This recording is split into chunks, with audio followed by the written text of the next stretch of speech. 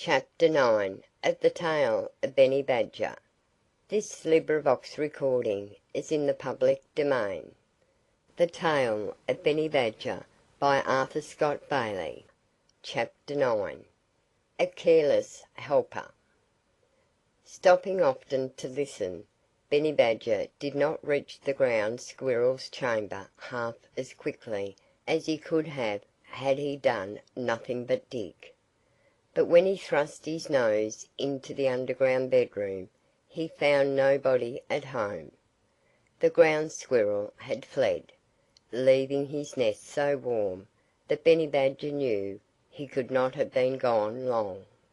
Benny turned away, but he was not so disappointed as he might have been, for he remembered that Mr. Coyote was watching the back door, and certainly no ground squirrel could escape his sharp eyes.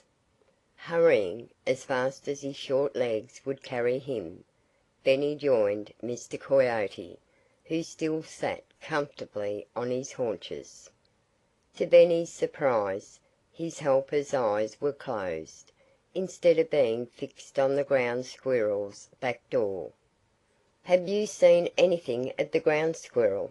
Benny demanded anxiously. Mr. Coyote started and opened his eyes. "Somebody came out a few minutes ago," he replied, "but he disappeared in no time." "That's too bad!" Benny Badger wailed. "He got away." "Are you sure?" Mr. Coyote inquired. "Why, yes!" Benny cried. "It's as plain as the nose on your face." "I won't dispute you," said Mr. Coyote. "You'd better not!" Benny Badger snapped. "You have been very careless. I don't believe you watched carefully enough. When I came up just now you had your eyes shut." "I won't dispute you," said Mr. Coyote again. He was most polite. So polite, in fact, that Benny Badger was ashamed to appear rude or quarrelsome.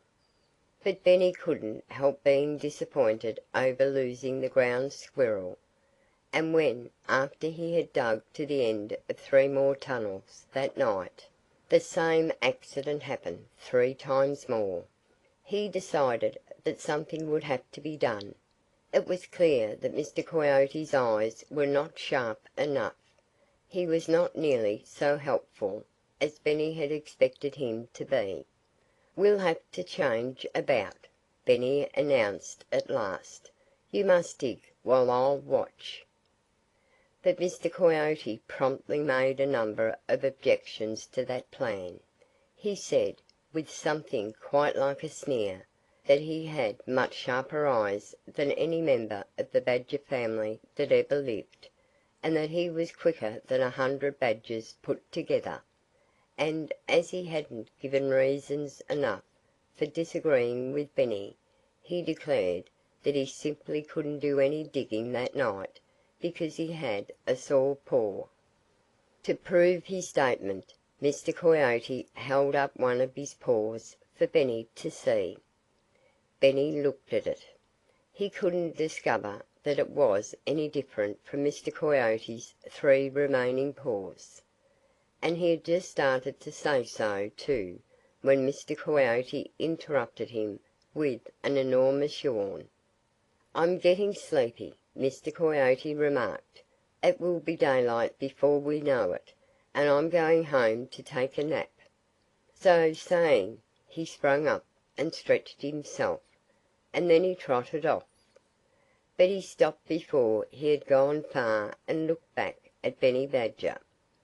"I'll be on hand to help you again after sunset," he said. Chapter 10.